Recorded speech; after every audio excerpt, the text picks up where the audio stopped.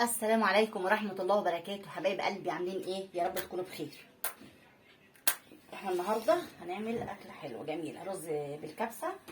بس طبعا ايه، خليكم معايا حبايب قلبي. الله أكبر. احنا عندنا هنا صدر فرخة وحطيت عليه بسلة وجزرة. بصوا هنحطها في الفرخة.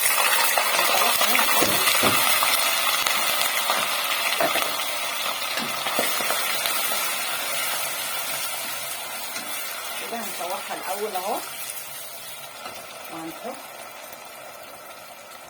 فلفل اسود. هنغير، قلنا بصار يعني بدل ما يترمي.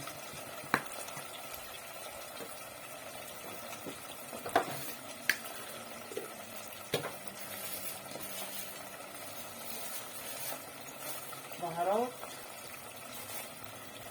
الكبسه.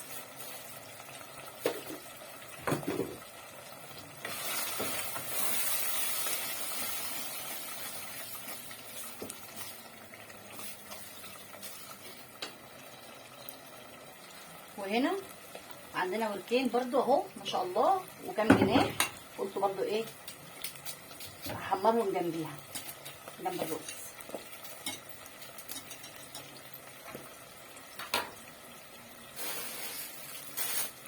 احط ورق لوري وفلفله خضراء هنا في الشوربه والتوابل.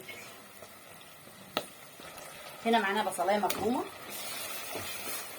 فرمينها برضو اهو.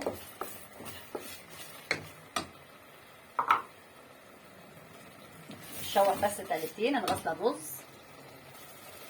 الرز اهو.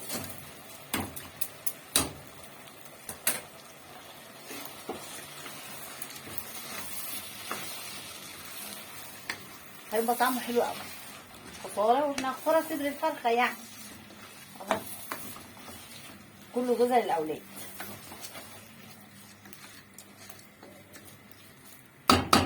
الشوح شويه بس كده. انا حطيت هنا ورق لوري واللومي، وهنا برضو هحط حته قرفه بعدين اهو.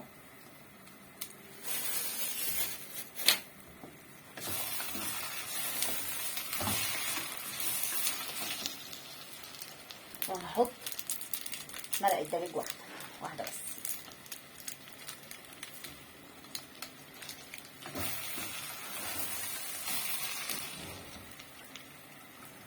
حبايب قلبي، عشان الفراخ تبقى صفرة تبقى حلوه زي الرز، انا هحط لها في الشوربه عشان تبقى صفرة لما احمرها يعني. هحط لها كله عشان يبقى كله ايه، اصفر.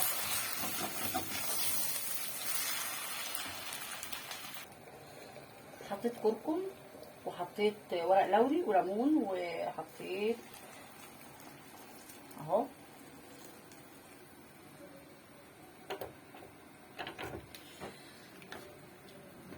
كده.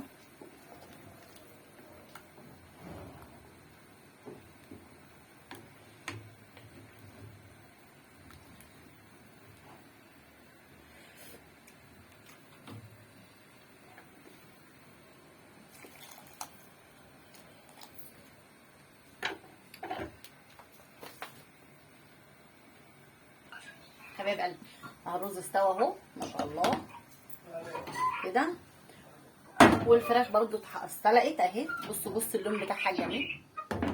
بصوا عشان تبقى ايه، صفرة زي الرز.